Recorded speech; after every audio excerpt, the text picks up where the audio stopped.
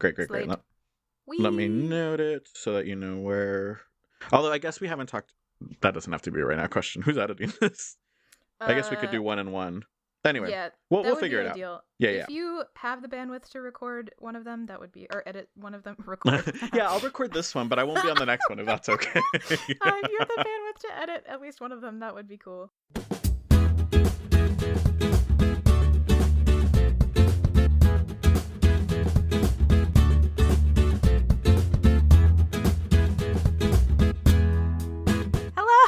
Hi, welcome back to the fic list. Woo! You did the intro this time, not me.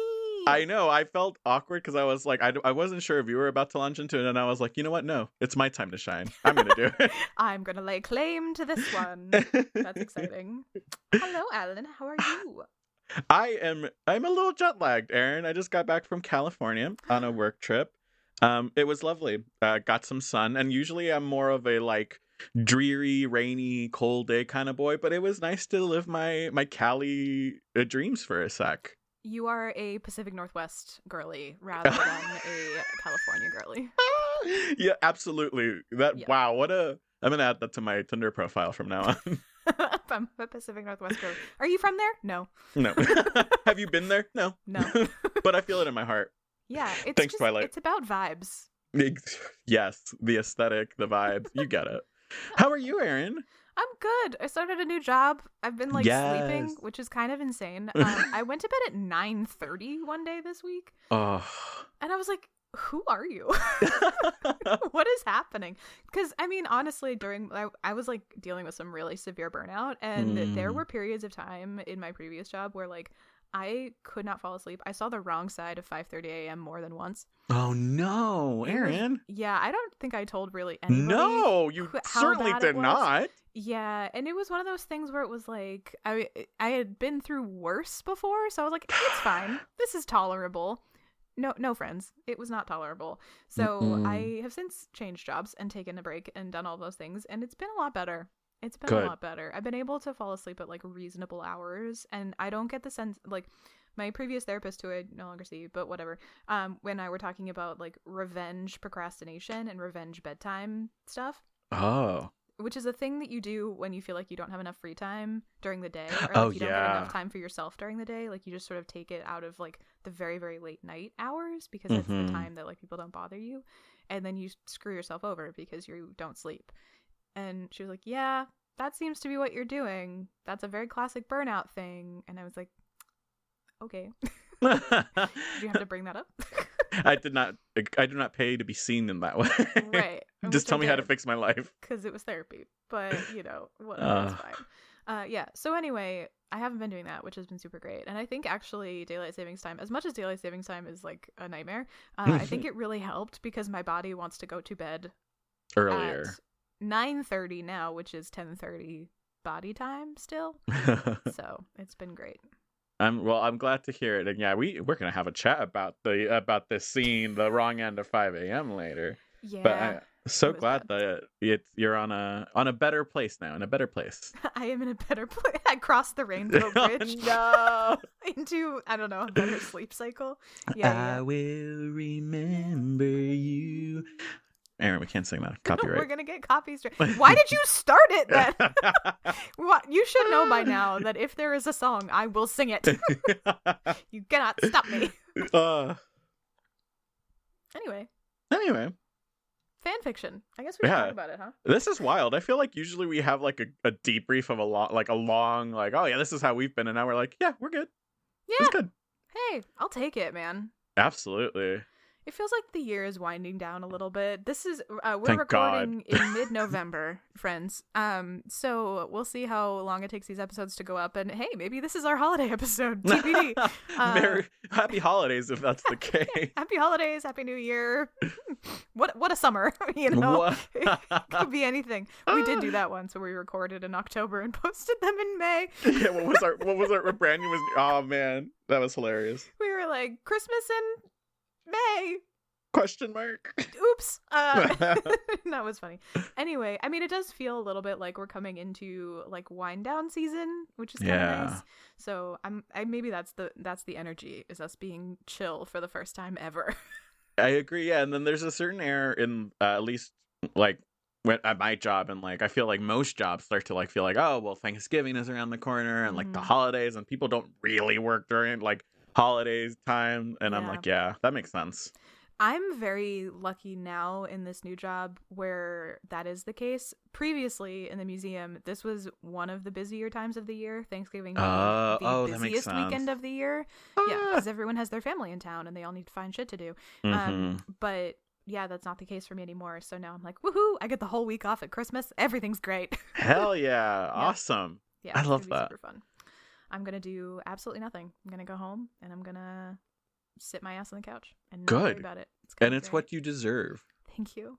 We deserve rest. Yeah. You deserve rest. You deserve peace.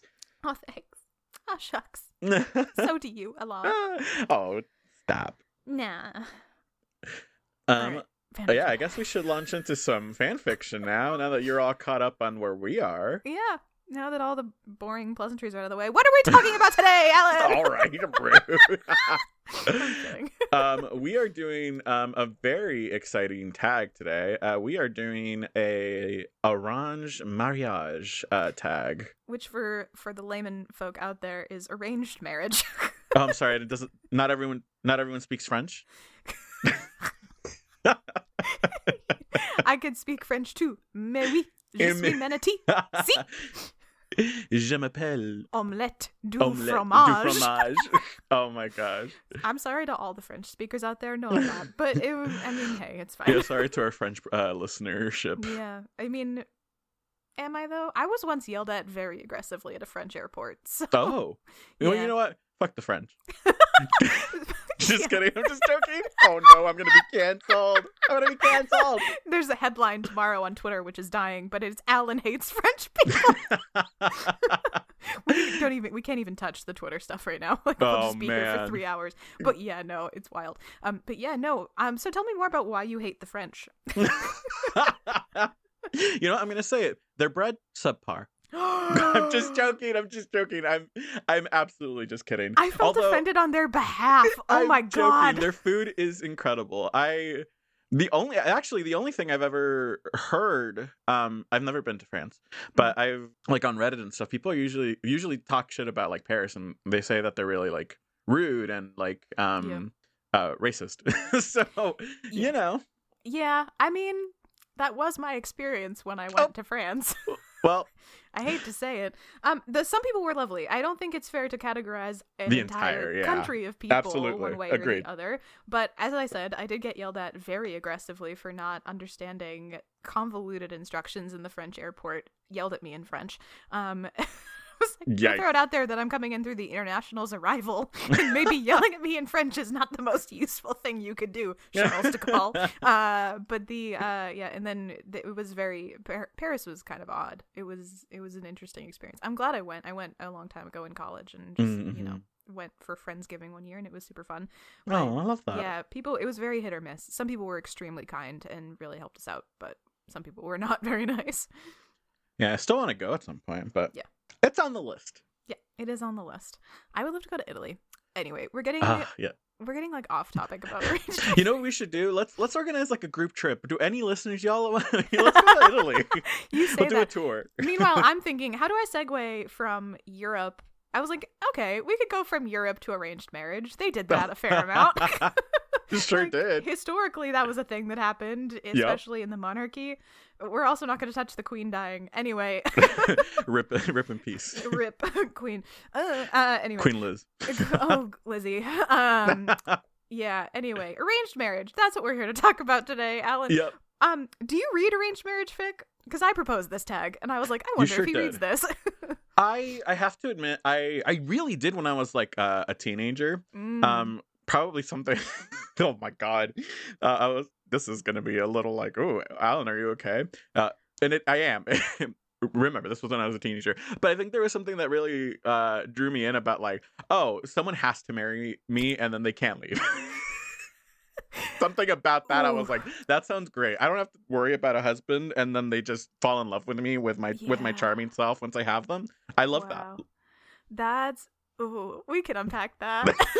At a a later date. Well, it's very similar to a thing that's going around on TikTok. That was like, you don't like X trope. You just like this real life thing. The one that I've seen a lot of is, you don't like enemies to lovers. You just want somebody to see all of your flaws and love you anyway.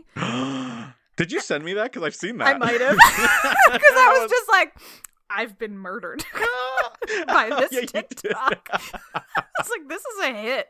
What the fuck? Oh, you've sunk my battleship. Yeah, it was like, oh no. And so, yeah, that's kind of what it's like. It's like, you don't like arranged marriage. You just like not having to date and finding someone who has to love you and then like having it work out. Yep. I'm so glad we put a name to that. Yeah.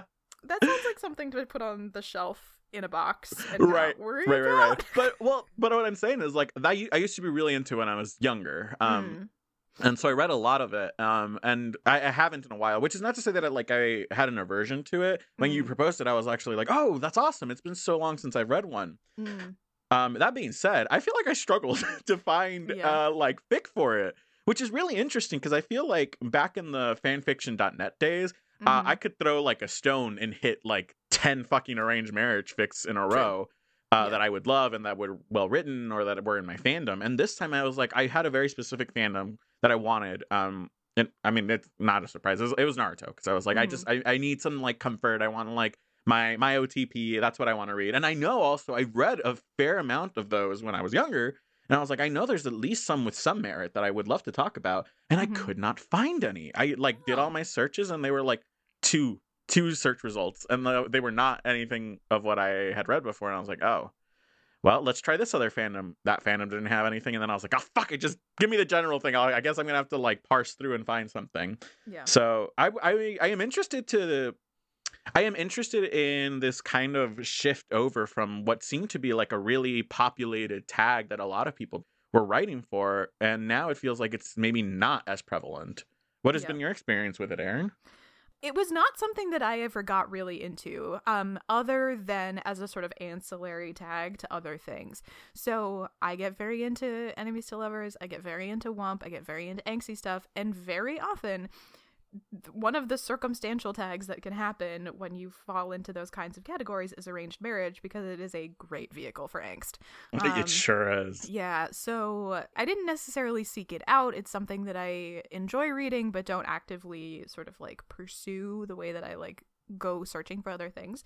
I had a handful of arranged marriages, like a handful. Oh, congratulations. I had a handful of fics, like arranged marriage fics, that I could have sent you. One of which was a epic in the Magicians fandom. Please note I did not send that to Alan, because I sent these fics. You. We just picked this tag like 4 days ago, and I was like, that's just mean. I can't send him a 300,000 word thing. And also, we would not be sitting with you today, listeners. No, I would not have finished it. No, I was like, this recording would be delayed another 3 weeks, and we just didn't have that in us. So I didn't send it. However, it is a Harriet fanfiction, and it's really good. So obviously I have some, I have space in my heart for arranged marriage fics. I think they're great, but I don't know that I ever really sought them out. I never approached them either the way that you did, of like, oh, this is a thing that like somebody would have to love me. Like, that didn't occur to me. So I think I just always sort of saw it as like a fun, angsty premise upon which I could enjoy myself. Several of my friends in life are huge arranged marriage fic fans. Yeah. Wow. Hi Mary, hi Emily. And so I have been sent arranged marriage fics by other people to read. Love that. Because they've just really, really loved them. So I think the people who are really into these kinds of fics, like, are really into it, is what I'm gathering. It's a great premise. Yeah, I agree. It lends itself, and like kind of what you were saying, it lends itself to so many things. It's a great vehicle. I think you can add some angst, or you can make it like really like fluffy and comforting and like slow burn, or it can be like an immediate like fire kind of a thing. Like, yeah, it's kind of like the white rice of fanfic. I feel like you could just add anything to it and it'll be great. So malleable. Yep. And yeah, there's some fun. We could spin that out a little bit, and it would be super fun. It's like sometimes it's sushi, sometimes it's hibachi rice. I don't know. If you've had it for a day, just throw some fried rice. Yeah, make a fried rice dish. You make the best of it. Yeah. Yeah, wild. Anyway, now I'm hungry. So you kind of touched on like you like some angst in your arranged marriage. Is there anything else? Is there any other like themes consistently that you love to see in an arranged marriage fic? One of the things that I don't tend to read very much of, and it can be a thing with arranged marriage, is like really it can tip into like Dead Dove Do Not Eat. It can tip into non-con. It can dip into like the much darker fics. Yeah. And that's not to say that I don't read fics that get really dark, because I do, but this fic tends not, or this tag rather, tends not to be a setup in which I will go for the much, much darker stuff. Because I think there can be an imbalance of power that gets dicey for me, and I don't tend to love that kind of dynamic. I know that is something that we could have a whole conversation about this. There is a whole debate, again, the debate that comes back every couple of years, about whether or not really super dark fics should even exist. I'm of the opinion that if you tag it, it's fair game. So I know there are people out there who like that's their jam and that's what they want to be reading, and they explore those kinds of really, really dark themes. Not my particular avenue from this one. So I tend to avoid fics where there's like a huge power imbalance or there's any sort of like abuse or anything like that happening in there. And sometimes I will click out of it if it starts to head that way. But the flip side of that is I really love when arranged marriage fics, it's like both parties are like really confused or otherwise like generally just like, I don't really know what's happening, and like I am nervous, or like I don't know how to be in this marriage situation. And like when both people like the best, this is a long way to get to what the best is. It is a really good avenue for idiots in love and mutual bonding, where it's like both of them think the other person is only there and continuing to be there out of obligation, but actually they both are falling in love with each other, but they just like don't communicate that. I love that shit. That's the best. I love idiots in love. It's so good. So yeah, I think that's where I live in the arranged marriage sort of like preferred tropes question. What about you? Yeah, I think similarly, sometimes I do read some of the darker stuff, maybe not super dark, but you know, sometimes I do feel like a little spice is nice. But for the most part, and I was just thinking about this, is I tend to like really like rom-com-y arranged marriage fics, you know, like very humorous, maybe light, but also has like a like, oh my god, like there's a falling out and then there's a reconciliation kind of at the end. Like I like something that is a little meaty, literally like a rom-com. Which also, I was just thinking about it as you were speaking. I feel like recently in the mainstream, a lot of like of the rom-coms that have been coming out or that I've been seeing, and like the books that I've been reading, have had a strong element of like fanfic like tags. Like I can be like, oh, this is definitely like a this tag. And arranged marriage has not made the leap, and I'm like, yeah, I don't know that we as a society ever really want to kind of acknowledge that, or at least not like Western, like American lens society is not ready to make that leap. And that's an interesting dichotomy, I find. Yeah, I wonder, I think you're right. Of all, I think the whole like published literature and TV shows and stuff that are like either directly derivative of fanfic or like pulling from fanfic is much more common. I've been seeing that more and more and more, like especially with Raylo stuff. Oh yeah. A lot of Raylo has like made the mainstream leap, and I'm like it used to be Twilight and now it's Raylo. Like that's just kind of how it's going. That was like interesting. So yeah, to a degree it's like, it's interesting that we haven't, that there are certain things that have not crossed over, arranged marriage being one of them.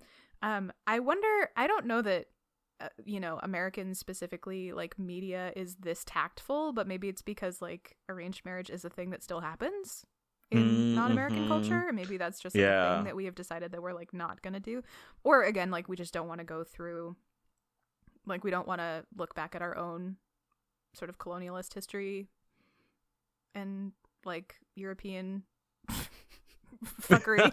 I don't know. Yeah, you're right. Yep. I think those are all very, very valid points. Yeah, that's interesting. It is interesting. And I'll be interested. I mean, I feel like inevitably someone is going to make that leap, and I will be interested to see A, if it's good, and B, if how it's embraced or shunned. Yeah, I think the closest we get currently is fake dating. Yeah, true. It has a similar element of like two people who are in this relationship, not necessarily because they're interested in being in a relationship, but for some other purpose, having to navigate that. And then again, idiots in love can happen, like all kinds of things. Like it's like a parallel construct where the origination of the thing is different, but it's sort of a similar vibe in how it plays out.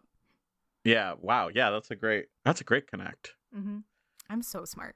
You really are. Congratulations. Thanks. My brain. I have a good one. It's a good brain. Great. So we should talk about some fics now. Would you like to start or should I? Oh, I was just going to ask you that question. I know. That's why I jumped ahead of you. You're such a bitch. It's true. It's true. It's me. I don't mind starting. Great. Yeah. I need to tell you, dearest Alon, that when I opened up our little Google Doc and saw not only this fic, but also the next fic that we're going to talk about in the next episode, I said out loud, "Oh my god." And in this episode, readers, it'll be because this fic comes out of fucking left field. And I thought to myself, really? He's going to go there. Okay. I didn't know we were doing crack fics, but okay. And then what's cool is it's not a crack fic at all. He sent me a fic called Primped and Polished Till You Glow with Pride. If you know, you know. The author of Vagabond Dawn on Archive of Our Own. In the fandom, Mulan, parentheses, 1998. Who is that girl I see? Yeah, wild. I was like, I guess, yeah, if it exists, there's fanfic of it. I see what you're doing in terms of choosing a new fandom for each episode, by the way. I clocked it. Well, to be fair, I looked very hard for something in my OTPs and found nothing and said, well, fuck it. Fuck it, I'm gonna go find Mulan fic. Well, so here's a little journey for you, Aaron and dear listeners. I was in California, and this fic I needed to find, and I needed to put in the doc by yesterday, so that Aaron had at least 24 hours to read it. Mm-hmm. And I was already like looking under like between 10 and 15,000 words because I was like, that feels like a good chunk. Like I read that in an hour, so that means Aaron's done with it in like 20 minutes. So let's just look for that range. And I was really trying to find something on Thursday night, and I was in my hotel in San Francisco, like literally like my eyes were like so droopy, and I was reading through fanfic. I was and I couldn't find anything, and I found like an X-Men one that I was like, okay, let's try this. And I was reading it, and I was like, I'm sorry, Aaron. In my head, I was like, I'm sorry, I need to put this in the fic before I get on the plane tomorrow morning at 5:30. And I think it's just gonna have to be this one, and I'm gonna hope that it's like okay. And it started off okay, and I was like, okay. And then it just took like a really weird left turn, and it ended in a really weird place. And I finished that fic, and I was like, it's gonna have to do. You're gonna have to take the L on this one, Alan. And I went to bed and woke up 4 hours later, got to the airport, and I had like maybe an hour before I had to board, because thankfully security was really quick. And I was like, come on, Alan, let's do one more good faith effort, find something. And I was like scrolling, and I found and there was just this one sole Mulan fic in between all of the search results, and I was like, that can't be good. Like that can't possibly be like better quality than the X-Men one. And I read it, and as I was halfway through, I wasn't even done. I was like 3/4 of the way done when they started boarding, and I was like, unless the author really does something outlandish with the ending, right, it's gonna have to be this. And so I put it up there, and that was my journey. I also was very like, I did not go out looking for Mulan. Mulan found me, as is right and proper. Amazing. Well, you did good, Alan. Let's just start there. So the summary for this fic, and I apologize in advance. Could you remind me how to pronounce her father's name? Do you remember? Oh shit. I meant to look it up before we came in here. I think they call him Fazu, but I think it should be like Shu or something like that. It should be Shu, I would think, because it's ZHOU when it's anglicized. Yeah. So I would like to apologize up front once again for any mispronunciations that occur. I understand that it's bad. And I am going to do my best in a sincere good faith effort, but I will probably mess it up. All right, so the summary of this fic. Fa Shu gets offered an advisory position in the Imperial City instead of riding to war, and Fa Mulan finds her second attempt at matchmaking goes better than the first. Which is a great summary. It is short, sweet, to the point, and like very much the fic that I read, which I thought was lovely. So my notes. This is based on the 98 Disney movie, not the recent remake, which is important.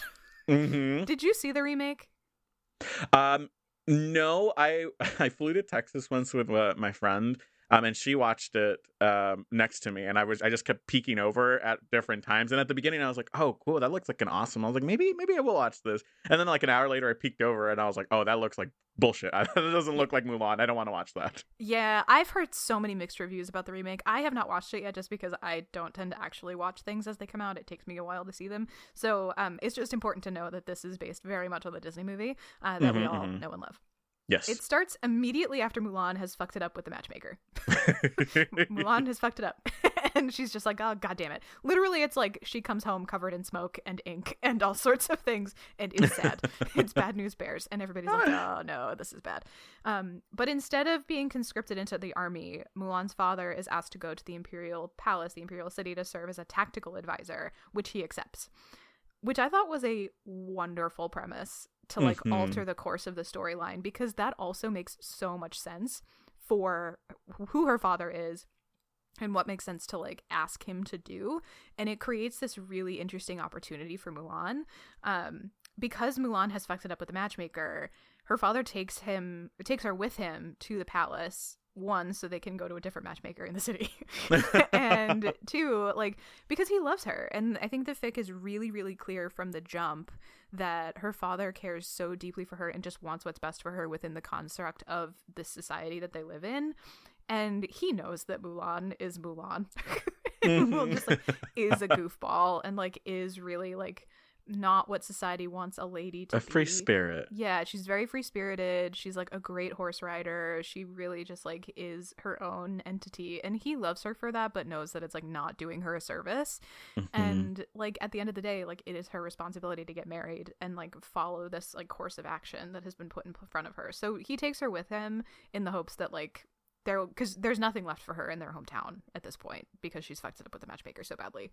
Right. So they go on this like long, arduous journey over to the Imperial City, the Imperial Palace, and Mulan has a grand old time. She's like living her best life. She's on the horse, and is like having a good time. And her father's very frail, so he's in the cart, and like she's taking care of him, and like they take care of each other. And when they settle into the palace, Mulan is Mulan.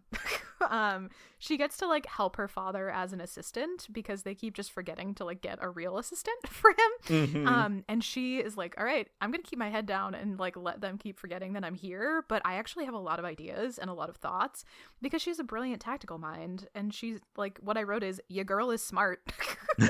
And she like mostly gets away with it because her father like they like eat only in their quarters rather than out in public. Like they find ways to like have as much privacy as they can while they're in the palace so Mulan can be Mulan. And I kind of love that about this fic. Like their whole dynamic is really great.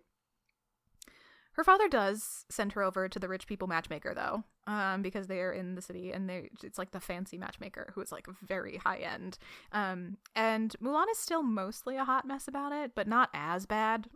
Like she doesn't fuck it up as spectacularly this time around, which is good. So she like ends up on the roster, which is good, as far as we know. And while she's out at the matchmaker, who arrives into the fic, my friends, except good old General Lee, aka Shang's dad. Yes. And it turns out that Mulan's dad and Shang's dad are old war buddies. And so that is where we get Shang, who is, oh, that boy is so dumb. I love him so much. What a himbo. What a himbo. The like one of the best himbos of all time. My favorite take of Shang from the movie, this is a tangent, I didn't write this down. My favorite take of Shang from the movie is that that boy knows he's gay. He's surprised he's fallen for a woman. Yes. Like, yes, he's a bisexual icon. I love a bi king Shang headcanon, but I also just really love that, like, it's like, no, he spends all day, every day surrounded by men. Being attracted to a man is not a new thing for him. Mm-hmm. What's weird is that when he finds out that she's a woman, it's still cool.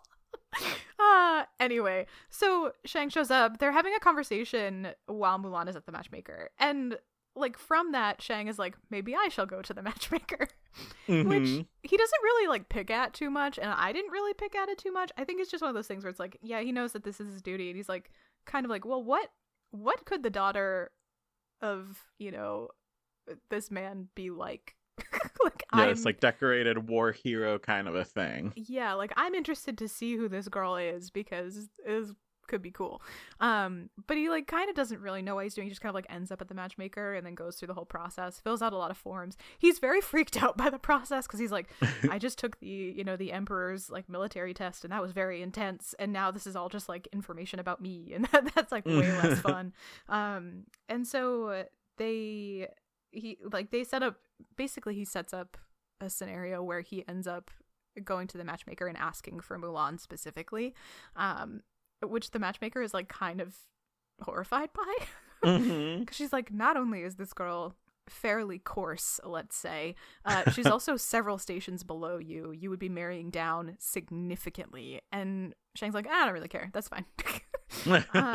So they go for it. They have, like, a meeting. They have to ask both, like, the fathers have to also, like, handle this a little bit. I forget the specifics. I read this last night. But they end up in a meeting with the matchmaker, them two and their fathers. And it turns out they're, like, kind of a great match, even though they are abysmal at all of the matchmaking stuff. Yeah. Mulan continues to be Mulan. Like, she kind of remembers the stuff she's supposed to remember, like the poetry and the, like, art of housemaking stuff. Like, she kind of remembers it and kind of doesn't. And then Shang is like, I don't really understand poetry, but okay. And then somehow, like, the issue of the Huns comes up, and Mulan is like, wait, isn't it weird that they, like, haven't shown up yet? Like, we think that the military should really just she was like, I think this is what's happening. And Shang is like, wait, tell me more. That's actually a really good idea. And so he recognizes in her, like, a tactician's brain and is like, well, how many girls am I gonna meet who might actually be able to keep up with a soldier in this way and be, like, you know, she rides a horse great, which is awesome. Like, he's like, this is kind of a 1 in a million chance here to find somebody who might actually be able to relate to me. And Mulan is like, this is very much a 1 in a million chance because, like, wow, he's marrying so far down the ladder. And no one else is going to put up with my bullshit. So they both agree to get married. And their fathers are like, are you sure? And they're both like, yeah, I think so. And then their fathers are like, okay. And so they okay it. And then the fic ends with them, like, getting married and having a marriage ceremony. And basically Mulan agreeing to go to the military base camp with Shang, which would put them interestingly in the next phase of, like, the movie where they're, like, at basic training with all the recruits and stuff, which I thought was a really fascinating way to, like, tie back into the plot of the movie. There's clearly, like, a whole series of this because this fic ends right in the middle of, I was like, oh, this is, like, gearing up for more story. So I do intend to go read the rest of this because this was fucking delightful. It was, wasn't it? It was really good. Yeah. Good job, Alan. Thank you. Good job to Vagabond Dawn. Oh my gosh. And I will say also there's, like, when I finished it, I had the exact same feeling with you. I was like, oh crap, this is going to be, like, a longer series. Which, hey, awesome, because I really enjoyed it. And then there's, like, next work in the series button at the bottom. And I was like, okay. And I finished it. And when I had Wi-Fi again, I was like, okay, I want to see what it is. And so I clicked onto the next one. And the only other thing in that series, at least, and not to say that there isn't, like, more fics on the author's profile, but the next part in that series is actually just a little deleted scene where the author was like, I really wanted to fit Mushu in there somehow, but he didn't fit the vibe. But here's a little deleted scene of how that, like, would have gone. And it's delightful. It's just as delightful as the rest of the fic. So if you're Amazing. interested, go and read how Mushu might have tied into that I will have to alternate go. universe. Yeah, I'll have to go and read that because I very much was like, okay, I will save the rest of the. I want to be able to talk about this fic on its own merit and not the whole series, blah blah blah. So Genius. I just won't. I just won't read the rest of the series yet, but I'll like save it and go back to it. But yeah, no, it's like I could see how this author could envision a reworking of the entire movie, Mm-hmm. and do it really well and really grounded. I think the thing that really stuck out to me about this fic was how grounded everybody felt and how like, because Disney movies, like, characters are like very over exaggerated. It's a Disney movie, like they're not meant to be real people, but this felt more akin to like how a real person might navigate this situation, with still some of that sort of like air of Disney magic to it. You know what I mean? Like it wasn't so far removed from the source material that it didn't feel authentic to it, but it was very much like, oh, okay, like her and her father's relationship is really nice, like it's very mutually respectful and kind, and but like there's still obligation there that they have to navigate. Shang being a himbo is like super great. Continues to just be like who he is. I guess my only thought was like that process of him deciding that he wanted to go to the matchmaker. Like, I kind of wish they had some kind of interaction or something like that prompted it, instead of him just being like, maybe I'll go. Because it Mm-hmm. felt a little out of left field for him. I was like, I don't know if this is a man who would like opt into something like that. Well, if I remember correctly, I think his dad was the one who tells him you have to go to do it, or like his dad was the one who's adjusted it, because there's a line where he says, "Oh man, I wish they weren't having this conversation about daughters, because I know now that the general's going to look at me and say, oh, I need to do this." Yeah, that's true. I think my conundrum was like, it's a little weird to be like, I'm gonna go pursue this specific girl Yeah, very fair. after having only just like talked to her father. But it's not. That might be an American sensibility. That might be my sensibilities coming through, and not necessarily an issue. It's not a problem. It wasn't weird. Like, Yeah, I didn't have an issue with it. I just thought like, oh, it could have been cool I would if have liked like, this a little more. yeah, Yeah. or like maybe he sees her in like the hallway or like in a room and is like, like she's got something going on behind those eyes, that like she's not just like pouring tea. She's like there's something else there that I'm interested in learning more about, Mm-hmm. and then pursuing it from that perspective. But that said, this fic was great. I have no real complaints. Like, no real arguments. Yay. It was very well written. I really enjoyed it. I thought the pacing was really great, Mm-hmm. especially just for like how much it got through. It was a quick read, but it went through a lot of plot in a Yeah. relatively short amount of time. Like it accomplished a lot very effectively. And yeah, I would love to read the rest of this movie rewritten by this author in this construct. Vagabond Dawn, we need it. We need it. Woohoo. Yeah, I'm glad you liked it. I agree with all of your points. I really loved it. I loved also, like you mentioned, the it felt like it was really respectful about the like this concept of like how Eastern culture puts a focus on duty, like familial duty, or like this is your duty and this is what Yeah. you need to do, and how it wove that into the narrative really beautifully. And it's like, I know that this is my duty as a daughter, that this is my duty. I'd like to care for my family in the case of the father, and um, yeah, it was wonderful. And something about the like when I don't know if it was just where I was. I don't know if it's because I was sleep deprived when I was reading it, but I really felt like when they were traveling through the country to get to the Imperial City. Oh my god! And they have a lovely scene where Mulan's father like teaches her how to like catch the fish, like they do Yeah. in Be a Man. What's that? I'll make a man out of you. In that Yeah. sequence when they're like, haha. It was so They're like, like, what? oh. Yeah, like, go watch you'll know. Go watch the movie again. You'll know exactly what I'm talking about. If but they're anyone is like, what is this? What noise do they make? Yeah.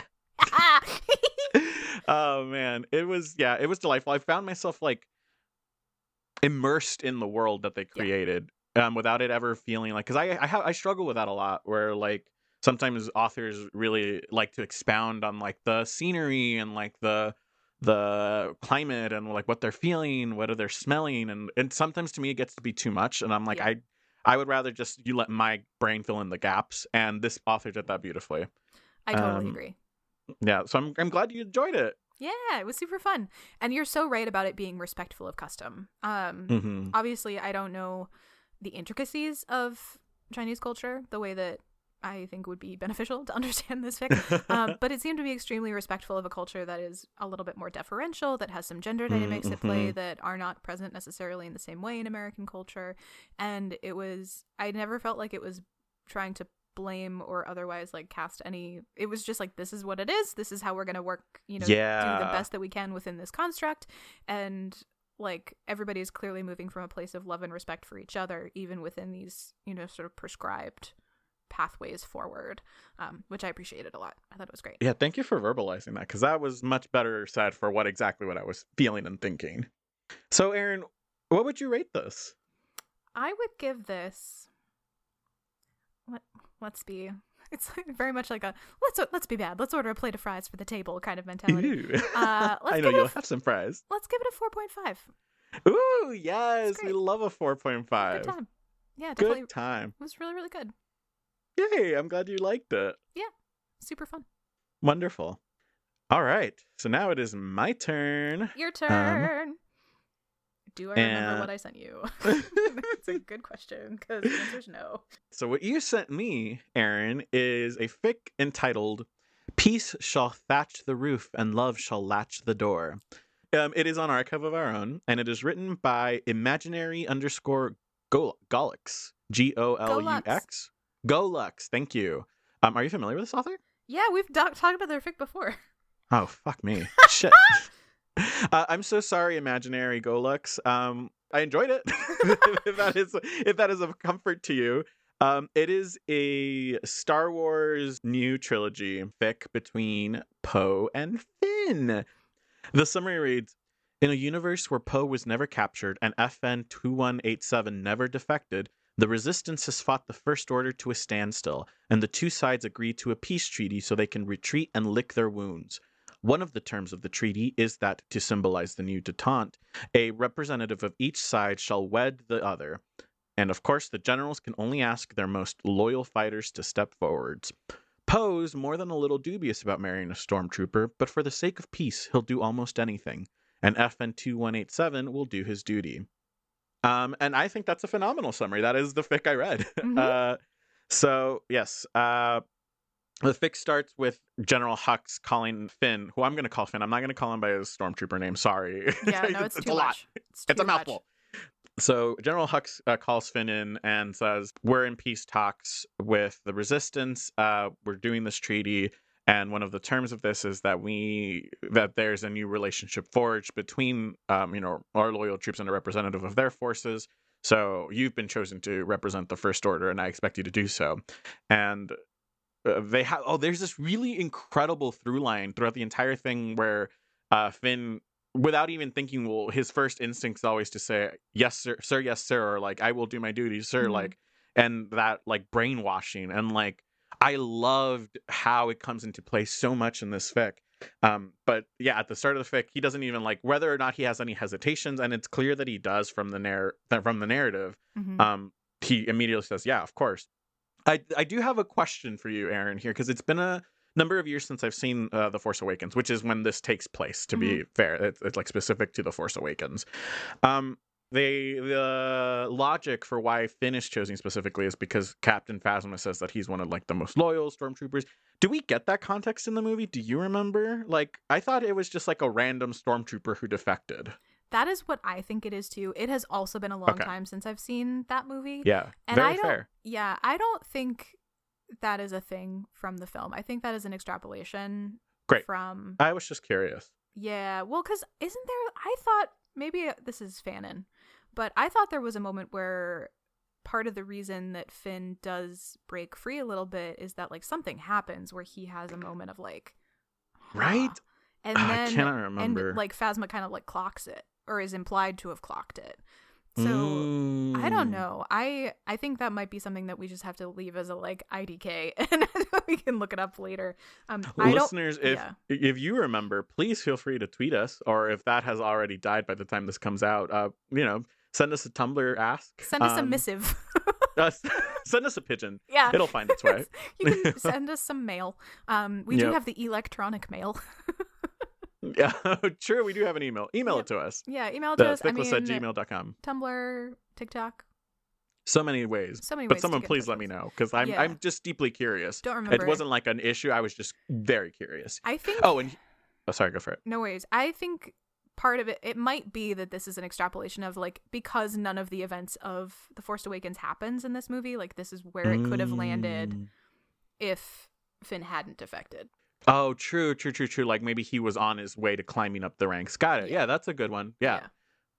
Cool. Thank you. And here's the line. So when General Hux looks like he said all he's going to say on the matter, so FN2187 salutes again and says, "Sir, yes, sir. There's nothing else to say." That line, that there's nothing else to say. Oh, so good. It's such a good line.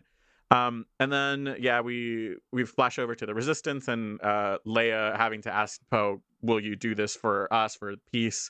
If I wasn't married, I would be the one doing it." And Poe is like, "Yeah, I'll do it." And he has a great line too, which I think I can find here. He's like, "I'll do it, General. You knew I would." "I did," General Organa says sadly. So good. I felt like they nailed that, like, dynamic really well. So that was really sweet. And then there's the, like, signing of the treaty that happens, and Finn is there along, like, the generals are there along with the representatives, which is Finn and Poe. And the treaty is signed. So they've met, but, like, Finn is still in the stormtrooper helmet, and Poe's like, "I can't tell what kind of person this is and what's gonna happen." They get married, and he, like, asks Finn if he'll take off the helmet, and so he does. And it's so sweet. Like, their first meeting, like, Poe is immediately struck by how beautiful Finn is, and he's like, "Oh shit, this guy's exactly my type."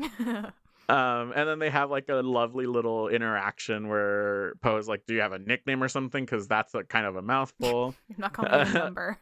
Yeah.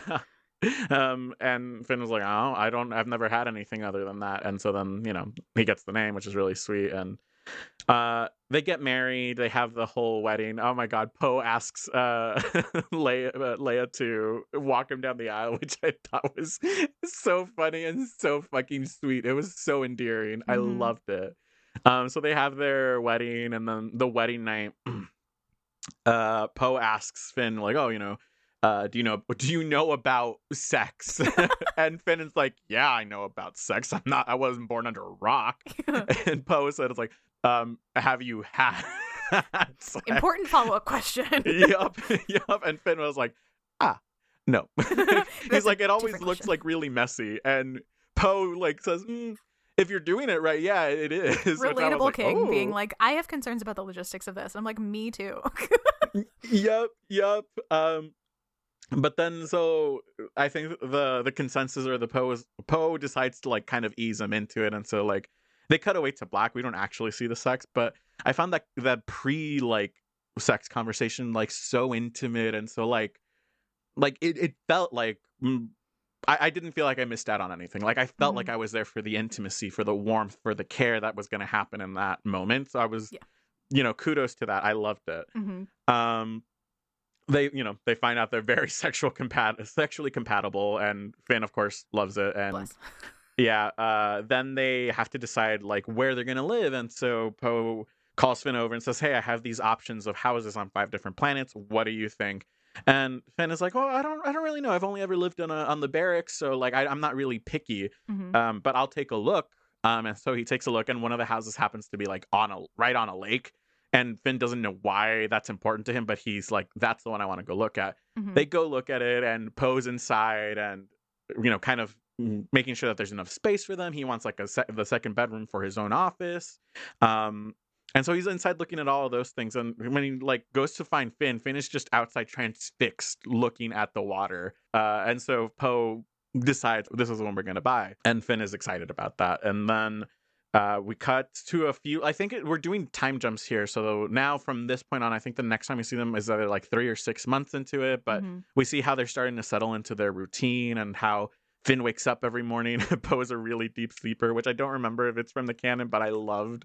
Like, he's like, nothing's gonna wake up that man, but I sneak out of bed anyway. And he goes and swims in the lake, and he comes back, and BB-8 has, like, a towel for him. And then he'll go inside and finds Poe making breakfast, and there's such a cute emphasis on Finn realizing what like proper food is and not just like nutrition bars or whatever the equivalent is. And it's so sweet. And then he'll go off into the nearby village to like just meet the people or to help like build a barn or to help carry groceries or to babysit. And so he's really like integrating himself into this new life he has. And Finn is realizing how much he loves it. And it's so warm and loving and caring. And I was like, oh, this is lovely. And then Poe is having this other side where, yes, he's also like feeling all of that. And he's realizing that he's fallen in love with Finn. And is kind of scared about whether or not Finn actually feels that way, because there's still a part of Poe that is nervous about Finn being a spy for the First Order. Because he's like, I don't trust the First Order as far as I can throw them. But he says, you know, he's never tried to get into my office. I've purposely have left files on the table to see if he'll look through them, and Finn never has. So he's starting to trust Finn and like really love him deeply, but is nervous about whether or not that is accurate or is reciprocated, I should say. We get to their first anniversary, and Finn has this lovely moment that is like, he didn't realize that anniversaries were things to be celebrated, but Poe like meets him out as he comes out of his morning swim and like has a beautifully laid out like picnic out in the like patio area with all of his favorite food. And then I think the descriptor was like they ate and then like had sex and then ate some more and talked and then they had some more sex, and it was like a wonderful first anniversary. And I was like, it's beautiful. It's everything I've ever wanted. Good for them. We're like, good for them, bad for me. Yep. So it was lovely, and I was so happy for that. And then following that chapter, Finn gets a communication from General Hux, who's like, good job. It's all gone according to plan.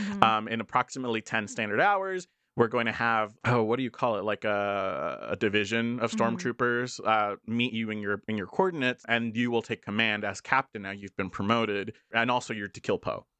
Right, so, by the way. Here you go, 10 hours. And that's where the chapter ends, and you're kind of left like, well, obviously he's not going to do this, right? But is he going to be bound by duty? And I think that's another one of those moments where that line comes up where he immediately says, sir, yes, sir. That's all, nothing else to say, kind of a thing. And you're like, no, Finn. And then immediately the last chapter opens with Finn like waking Poe up and like, Poe, emergency, Poe. Bad things are happening. And I found it really funny where he would literally has to be like, red alert, Commander Dameron or something like that, and Poe immediately pops up like, yes, what is it? Yeah. Which is really sweet. And so Finn tells him like, this is what's happened. I'm supposed to kill you, but also I'm not going to, obviously. Right. He's like, oh, that's very sweet. Yeah, we know where their hideout is, and we're just waiting to strike. So yeah, we're good.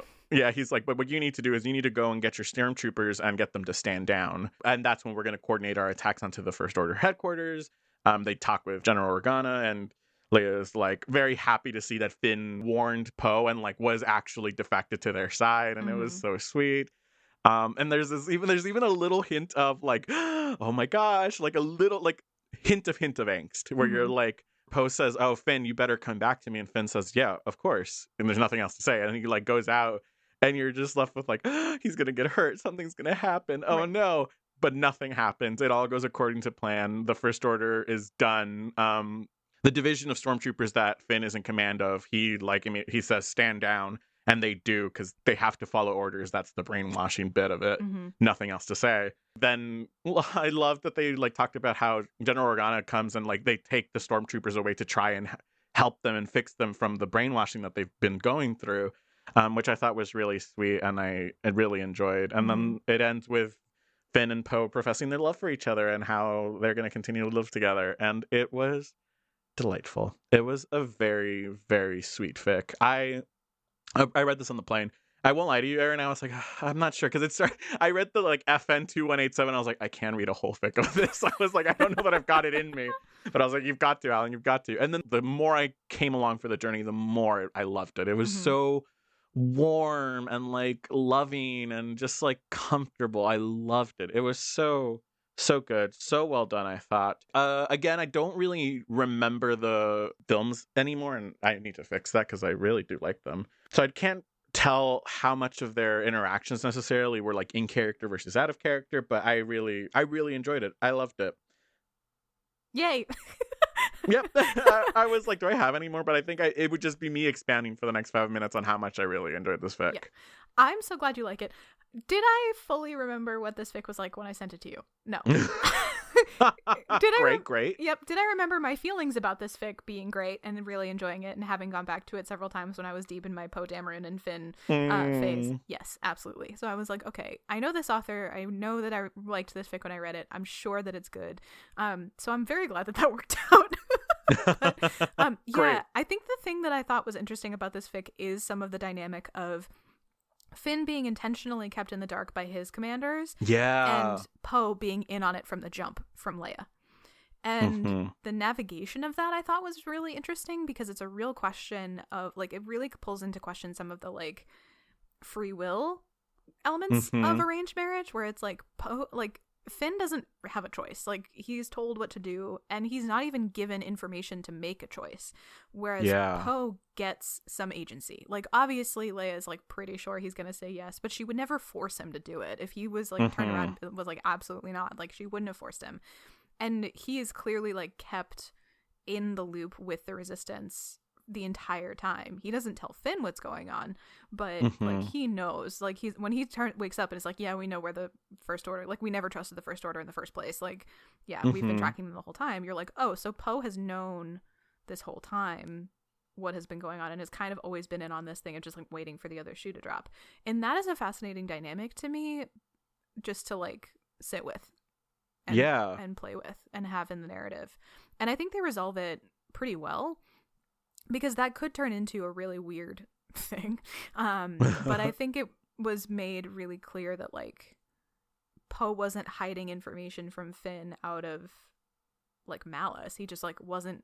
It took him a long time to be sure that Finn was trustworthy. And so that I thought was really interesting. And yeah, I loved the whole thing, or at least I remember loving the whole thing. Yeah, I know, I agree, and I'm glad you brought that up. We don't really know, like, the whole time. You kind of get inklings that Poe doesn't trust Finn fully, or really wants to trust Finn, but can't just yet. But you're like, but you have the peace treaty. At least I remember that's what I was thinking. Is like, but there's a peace treaty. It's done, right? And so I was so shocked when it was like, oh no, of course, in the bottom of my heart, I was like, I know that the First Order is going to do some bullshit, and they did, and you're like, but I remember feeling just, like, so, like, blindsided by, like, Poe being like, oh yeah, no, we've been tracking them, we're set.